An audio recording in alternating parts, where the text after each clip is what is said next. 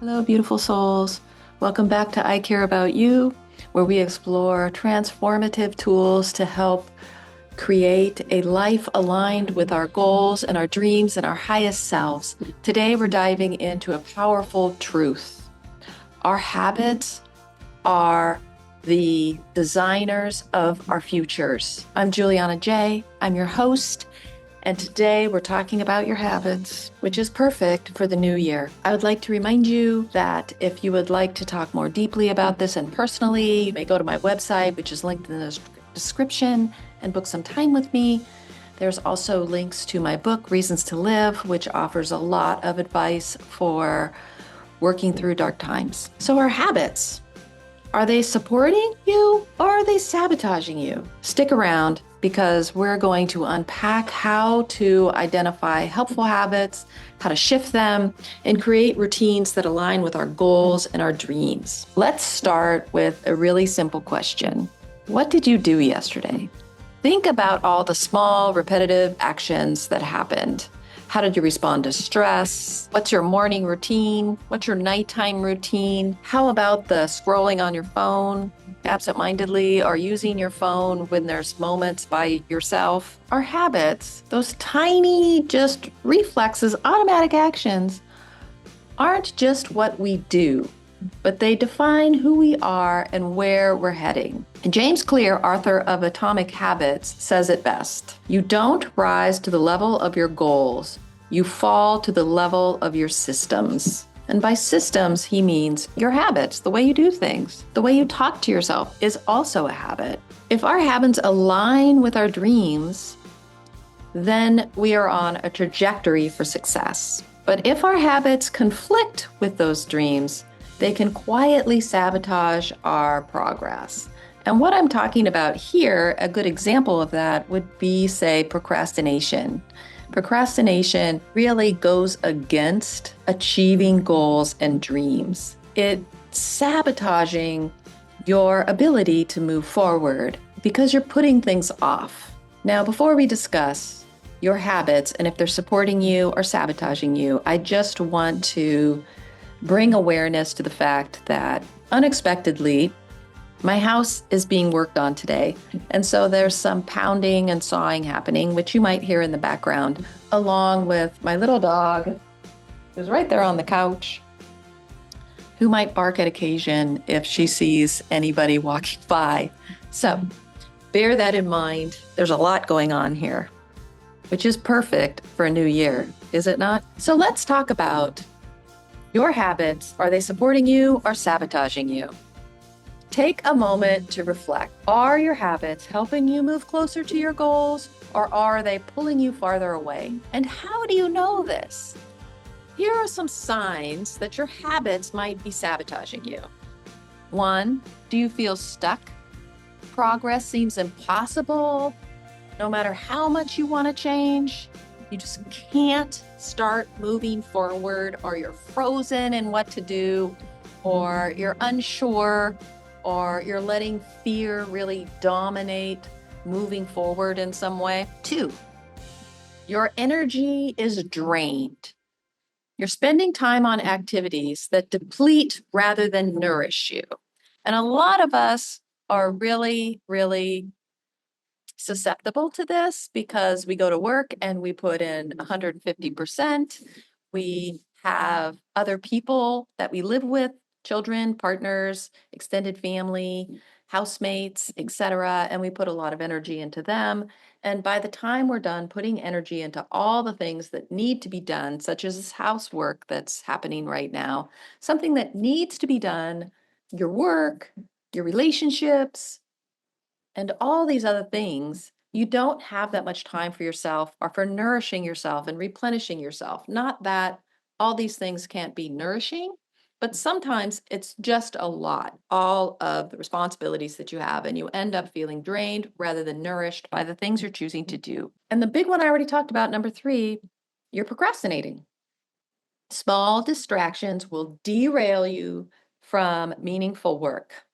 Small distractions will take you away. You would rather scroll on your phone for 20 minutes than work on your resume. You would rather make some toast then clean your closet. All those types of things. There's little ways of procrastinating that you might not be so familiar with or recognize that it's procrastination. And there are big, obvious things, right? Like we know we have to clean the house, yet we decide that we need to do all these other things first before we clean the house. But there's also really small things that are procrastinating that you don't really realize are because you've justified it as a necessary action rather than procrastination. Now, with that said, what are the habits that support you? These are the habits that make you feel energized, they help you clear your mind, and they align you with your purpose. So, what are some of those habits? Obviously, a lot of those habits have to do with not procrastinating, creating new habits in the place of old habits, taking the time to nourish yourself and be present and have the energy to achieve your goals, and also moving forward, even if it's just a small step. Sometimes we feel stuck, and all we need to do is just move forward a little bit. But we don't because we're feeling stuck. A classic example of that is if you have to write a paper or you have a deadline at work and you're procrastinating on it or you're feeling stuck. And once you just take a moment to start doing what you need to do, it naturally starts coming more freely. How can you shift so you're not always running up against a deadline and not doing your best work or procrastinating or feeling stuck or feeling just too depleted to work on your own goals and dreams? The great news about all of this is you can change your habits. You can retrain yourself to have different habits from those that are sabotaging you. It's not this overnight transition. However, if you really decided to, it could be pretty quick. It's about building systems that make better habits for yourself. Here's how you can start to identify what your habits are and to work on things that might be more productive for you. One, identify your keystone habits. Keystone habits are the ones that have a ripple effect in your life. For example, exercising regularly might lead to better eating, might improve your focus, give you more energy, you can sleep better at night, makes you feel better about yourself. Ask yourself, what's one habit that could transform multiple areas of your life? First, you're going to identify some of your habits. What are some of your habits? And include things like negative self-talk. Oh, every time I think that I'm going to start running, my inner voice says, you're not good at it. Or every time I think I'm going to start running, I find something else to do around the house, or I give up. And not moving forward with running, it affects your life in all these other ways. So, what are some of your keystone habits, and what habits could you foster that would transform multiple areas of your life? For me, totally, I'm a procrastinator. I'm a procrastinator. I don't like waiting till the last minute or butting up against deadlines. It's hard, but I will procrastinate if I feel a lot of fear. There's a lot of fear behind my procrastination. And by fear, I mean I'm afraid of what other people will think. I'm afraid of judgment. I'm afraid of failing, all those things, so that clinging too tightly to the failure makes me procrastinate. And that's one of my keystone habits that bleeds into everything. Because if I procrastinate on a deadline at work, it's going to make me a little bit more irritable at home. It's going to end up making the Friday or the day before this monumental work day, and I'll have to give up other things as a consequence. I won't sleep well. I won't be that focused because I know that's happening in the back of my mind. So it really ripples out onto everything else. And that is definitely a keystone habit of mine. It's about identifying what your keystone habits are. What are some good keystone habits that would transform your life in positive ways? And can you identify the root of the keystone habit? Like for me, procrastination is all about the fear. So can you identify the root? And with the root, can you imagine thinking differently about it? Like instead of thinking what could go wrong, what if you thought about what could go right? Two, start small. Big goals are exciting, but lasting change starts small. If you want to read more, Begin with 10 minutes a day. If you want to exercise, commit to like 5 minutes a day or taking the stairs instead of the elevator. Consistency matters more than intensity. This is something that is really important when you want to do these kind of lofty goals, like I want to exercise, I want to start meditating, I want to devote more time to this hobby I have, something of that nature, these big goals that you have. I want to get a better job. I want to make more money. I want to graduate college. I want to graduate high school. Whatever the things are, these big goals, can you start small? Break it down into smaller goals. For example, when I started meditating, I now meditate probably over 2 hours a day, not all at one sitting, but sometimes. And I started by just meditating 3 minutes a day.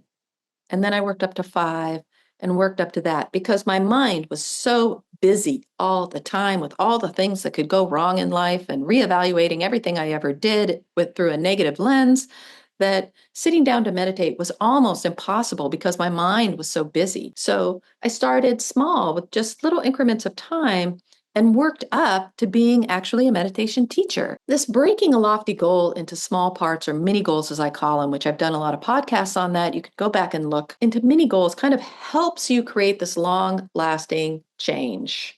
Like if you want a new job, what are all the mini goals? The mini goals are working on your resume, figuring out what should be in your cover letter. Is there any other things you can create? Who would be your best references? And how can you coach them to say just the right things for you?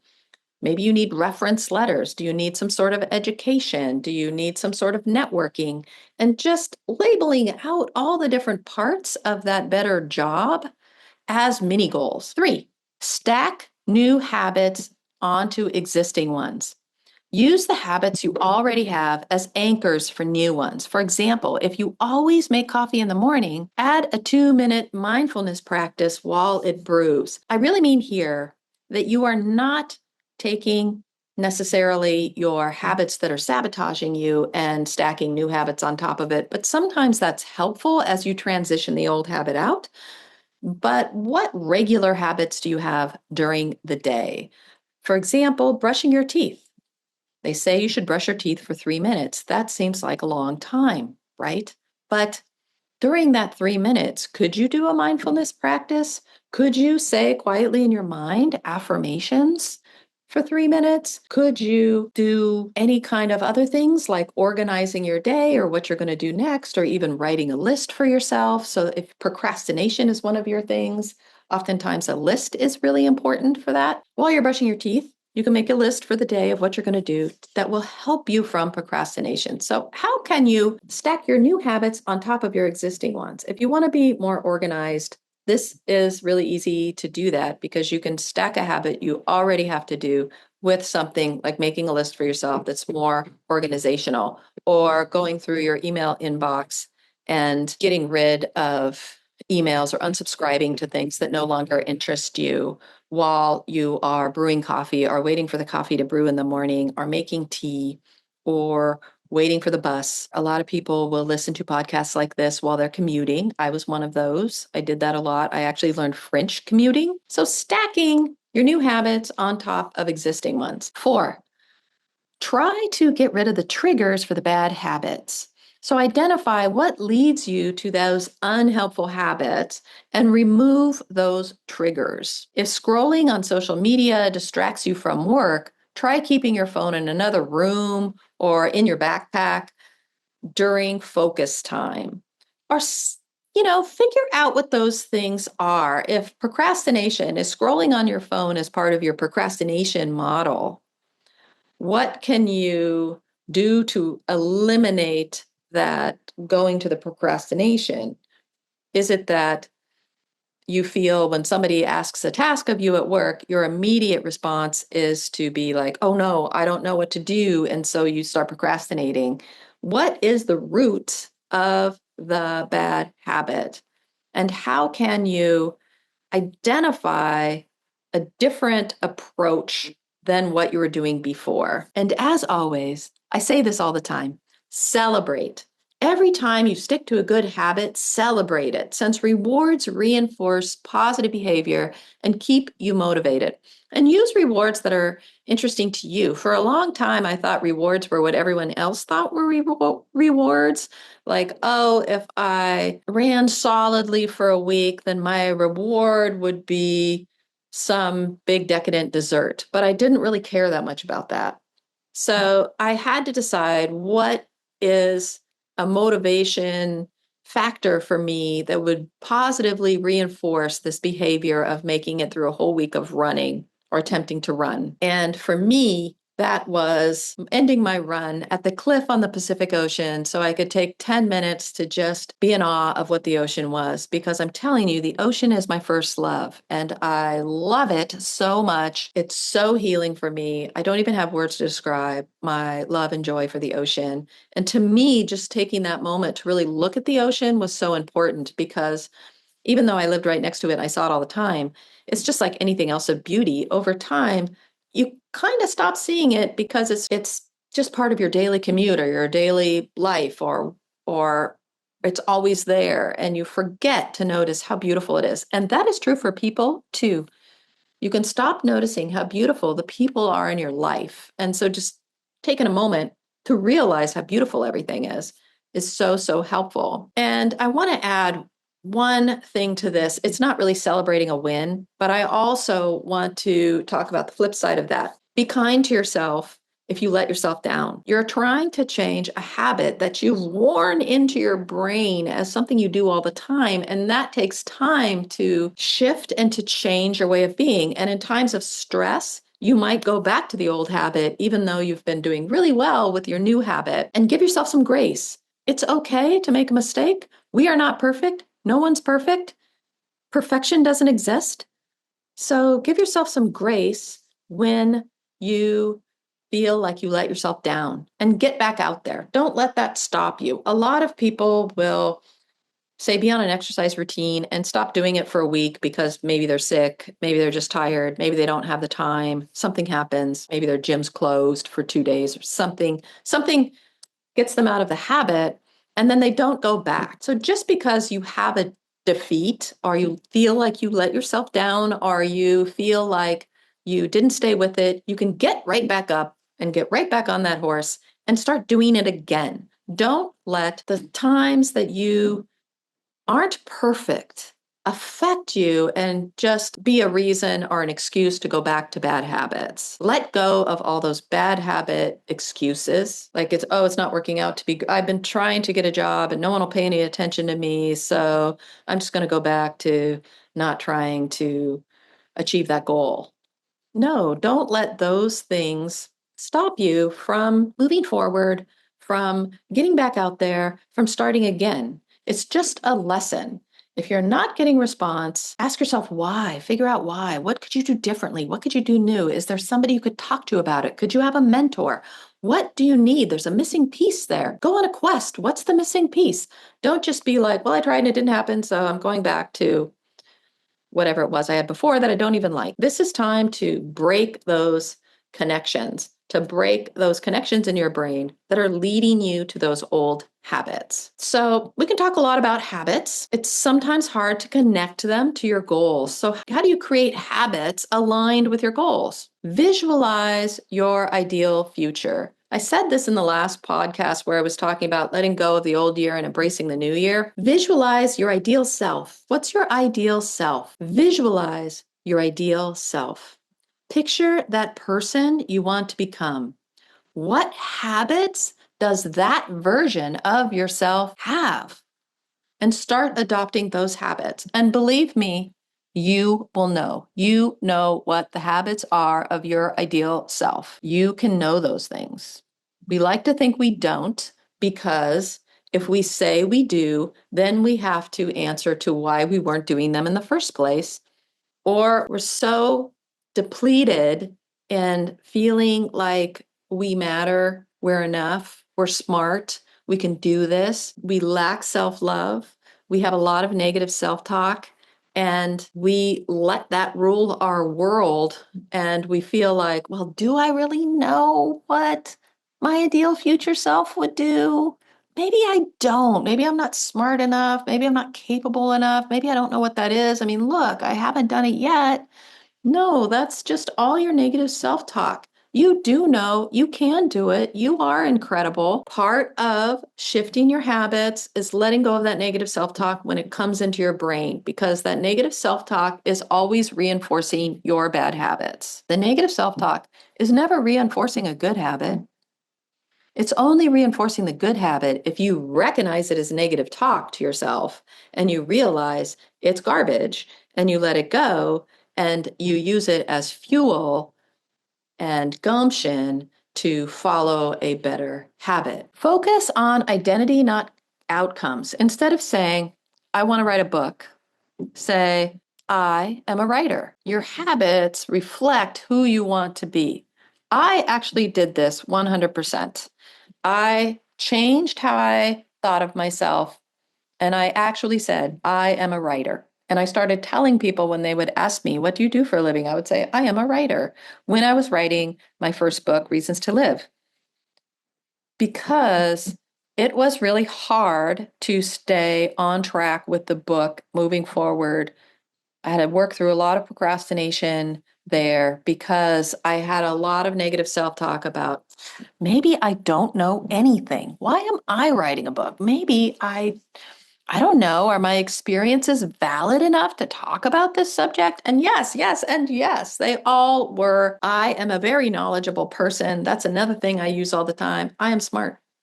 These are just affirmations that put what you want in the now. Saying, I want to write a book, that's a future thing. And it will always be in the future if you use future language. But if you say, I am a writer, then you are that now. So, what habits would a writer have? For me, it was get serious and start writing every day, which I do now. It's become a habit and I actually look forward to it. But I didn't do that at first. I spent a lot of time procrastinating because I was so worried that people might give me a negative review or that I'm dyslexic. So, writing in itself has a lot of scariness to it because I was never good at it. People always made fun of me for not putting the letters together properly or not even realizing something was a letter versus a number. And I had to really overcome those. And I used a lot of these affirmations of I am to work on those things. So focus on identity, not on outcomes. Your identity is a writer. Your identity is a runner. Your identity is an executive director. Your identity is a mom, a dad. Your identity is a partner. Whatever those things are you're trying to achieve, visualize your identity in those spaces. And here's one thing that's really important. As you go on and your new habits get to be your old habits, you won't have to do this so much anymore, but in the moment, this is really important, is to track your progress. Use a habit tracker to celebrate your consistency. Seeing your streaks of good habits can be so motivating. And again, I did this when I was writing the book. Oh, if I can write 3 hours a day for 5 consecutive days, woohoo. And then I celebrated it, as I said. So use a habit tracker. It can be something simple as your journal or a spreadsheet or notes on your phone or something of that nature, something simple to an actual app that tracks your habits. And track your progress and celebrate it. Another great way to stay on track along with tracking your progress is to find a buddy that can keep you accountable. I'm sure you've heard the phrase by now, an accountability buddy. So someone else who might be working on a different goal than you or the same goal as you, who might be wanting to change their habits too, be there for one another and support one another. And before you start that engagement, make a contract with one another. And the contract will have to be something like, in order for me to be a good accountability buddy to you, when I see something I need to show you that might not be so positive, like if you fall off the track while you're trying to do something, or you're letting your old habits take over again, or you're making excuses for yourself, I'm going to tell you. And we can't take these things personally because we are being accountability buddies for each other. And if you bring up something that I need to change, I am going to hear it, understand it, And we are going to work through these things and celebrate our successes. So make sure if you have accountability buddy, a lot of people don't do that. They just say, hey, do you want to be my accountability buddy? Yay, yay. And then they get all mad at each other when they try to get real, because the relationship before being accountability buddies was mostly just positive support, which is needed in an accountability buddy. But an accountability buddy also has to tell you when you're starting to slack off. It's just important to be real and honest with expectations and things that will come up. So some final thoughts. Your habits are the designers of your future. The question is, are you designing the future you will love, or are you designing a future that is going nowhere and is not something you were really hoping for in your life? Try to remember that you can do anything in your life. Are your habits supporting your future and the future you want? Are your habits helping you design this incredible, wonderful, amazing life? Or are you letting them define something else? Like looking at the world through a negative lens is going to always give you negative back. If it's a habit of you to always think everyone's out to get you, that's not supporting your life at all. And it will never bring you the future that you want, which is happiness and a lot of people, because it's very hard for people to be around negative mindsets. And slowly people kind of distance themselves from that because it's too hard to be around somebody who's just grouchy and negative all the time. Take a moment today to reflect on your routines. Are they supporting the person you want to become? Or are they keeping you stuck in a place you're ready to move out of? And remember, small, consistent changes lead to big transformations. Consistency is so, so important when you're trying to shift a way of being. You have the power to create habits and align them with your dreams.